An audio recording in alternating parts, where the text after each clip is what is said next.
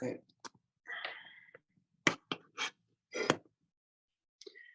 Right. So again, with Wyckoff theory, the intent of our teachings was not to just give you definitions of what the preliminary supply is, what the selling climax is, selling test, etc. Because that serves no purpose for anyone, because you can do that for free by yourself. So what we really wanted to show you was our applications and trades we have taken. So what I want to do in this small section is give you the logic and give you how we, I've already given you like what is going on, what is the interactions that are taking place, what is the cause and effect of each thing. Now I'm going to show you a bit more of the logic and the sequence and a bit more about the pattern. And then next week, we're going to show you the entry criteria and how to read them. Like, for example, if I'm just showing you here, this part, you don't know if that's an accumulation. All you're seeing is a low and then a new low with a shallow retracement. That's all you're seeing right now. And then we move across a little bit more. You can see potentially that's a bullish break of structure. You might be thinking, okay, do I look for a buy? You can get a lot of confusion when it comes to a schematic or potential schematics. You could start to be thinking, let me zoom in a little bit more. You can start to think, okay, is this an accumulation? This is one touch, this is one drive, this is my spring. Is that a test? And then you could be confused and thinking, should I be buying here? Because we took out this minor piece of structure. We had this bullish movement with this high and then this high. There can be a lot of confusion when it comes to all of this, especially if you're new and especially if you have no experience. You're going to be start to see or guessing and speculating accumulations everywhere. And that is a major problem that I want you guys to avoid. And that's what the process of our teaching is. It's not just to show you what Wyckoff is, because you can do that yourself. It's actually how to apply it correctly, which is through the refinements we have.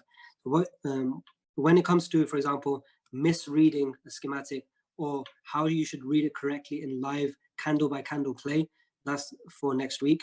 But for today, what I want to show you is complete schematics, so you can actually get the bigger picture first, and then we'll do play-by-play analysis next week, because I think that's the more logical way for you guys to learn properly. But again, I know a lot of you are very eager and you think, I don't know why you don't think, but there are further sections coming. We have a lot more to teach still, so don't panic. We will get to everything. Just try and follow the structure of the lessons we have and follow the flow we have, because a lot of the questions you are having today or that you had yesterday have already been answered, and a lot of the new questions you're getting will be answered in the following days. So if you have any questions, just write them down. We'll get back to them for the allocated sessions we have for them.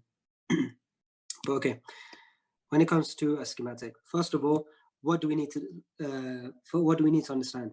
Like I was saying about the car and the motorway, that car, if that's going at 100 miles per hour, eventually with air resistance and friction, that will become 70 miles per hour, that will become 30 miles per hour, 10, and then it will stop.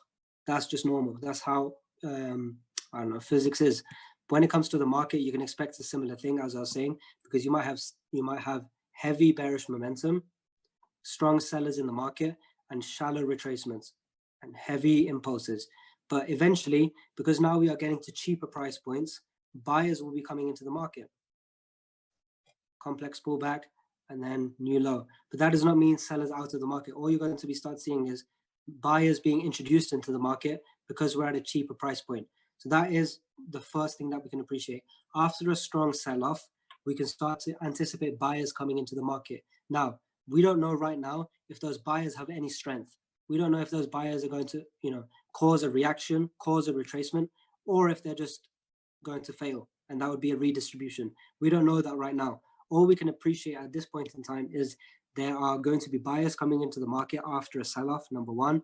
And number two is those sellers that caused this movement down, they are going to want to be taking partials out and closing out profit. Therefore, or as a result of taking profit or taking partials, they become buyers, because that's how they close out contracts. So as a result of that, what can we see? We can see impulse, and then we see shallow retracement, like a 10% retracement. Now, what do we see? After that, we see an 80% retracement. After that, what do we see? A 100% or 95% retracement. That is showing to us what they call in Wyckoff theory as a change in character, where you're not getting sustained lows, that are equal in strength, you're getting weaker impulses and stronger retracements. So you're starting to see actually a curve. That's what I'll do it in a different color. You're starting to see a curve from the lows. That means the strength of impulses are weakening, and you're also seeing a curve like this, which is showing increase in strength of your retracements. That's what you would call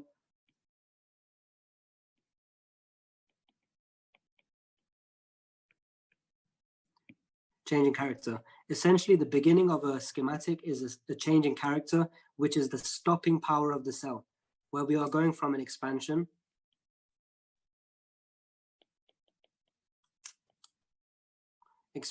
to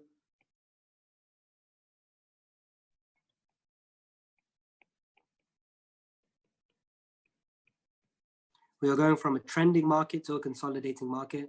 And what is going on inside that consolidation range? We are having interaction between buyers and sellers. So that is the intent of phase A. We are having that stopping power. How can we see that? We can see preliminary supply and selling climax. So your preliminary supply equals last lower low. It's your last lower low before a schematic. The retracement depth of that can still be shallow because that is still part of the trend. But after your preliminary supply, that is the termination of your trend. And now we enter the schematic. Now we enter the consolidation part. So next, what do we see? We see our selling climax. Selling climax in theory equals high volume. So if you had your volume profile over here, you'd see normal volume, something like this, and then you'd see a spike in your volume, and then the schematic would play out, etc. So what the indication of that is a spike in volume at your selling climax. In reality, I haven't found too much reliability in that. I'm just showing you what the theory states. There is a whole volume profile analysis of a whole schematic and what you should expect at each point. But from transitioning from theory and what the textbooks say, and in reality, what we have backtested and found, I haven't found true conclusive correlation. I know some people have and some people do. Maybe we've just misunderstood it, but we tried to make it work and it didn't really add anything to our trading. So we just kind of removed the volume profile. The only thing that we've kind of kept is the relationship between the spring and volume and the relationship between the selling climax and volume. So the relationship between the selling climax and volume is a high volume at selling climax. That's all you really want to look out for. But I don't look into that too much anyway.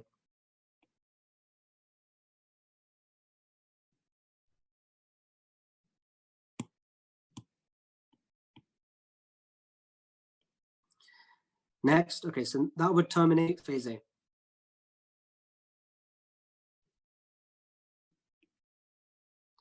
Now, in phase B, what is going on? Now it's a little bit different. So we've had our selling climax and AR, automatic rally. That is defining the range for us. That is defining the high side of the consolidation range or the range of the schematic. So between our AR and our selling climax, that defines the initial range, and therefore you can find your equilibrium points.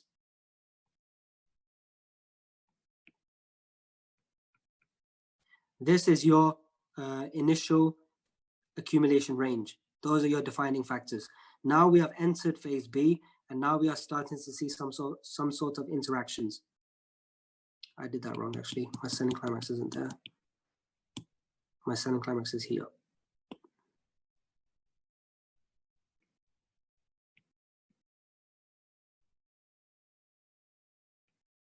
That is the range. You have your range equilibrium, and your range is defined by the AR and selling climax. Okay, now when you have your phase B, you're going to have ST, and as Wiley said, you can have multiple STs, but all we are seeing those as, all we are identifying it as, because the pattern doesn't matter. How many STs you have, or how, if it compares to the Google images, that doesn't matter. You need to think of the logic, because if you can correctly understand the logic, then you can correctly apply and trade it, therefore. So what the STs are really doing is, we are prices coming down, seeing if there is supply, seeing if there's demand. They are having interaction between buyers and sellers. They're trying to ladder in their orders, because as we spoke about when it's IFC, the formation of IFC is when one institution is putting in, for example, 1 million lots. one institution is pumping in a lot of orders into the market, hoping for a sell, for example. A distribution is a little bit different. Oh, sorry, an accumulation is a little bit different. Why? Because it's no longer just one institution. An accumulation now is multiple institutions putting in millions and millions and millions of lots together. So that's a manifestation or a digital footprint. As the IFC was a digital footprint of one institution putting in orders, an accumulation schematic is a digital footprint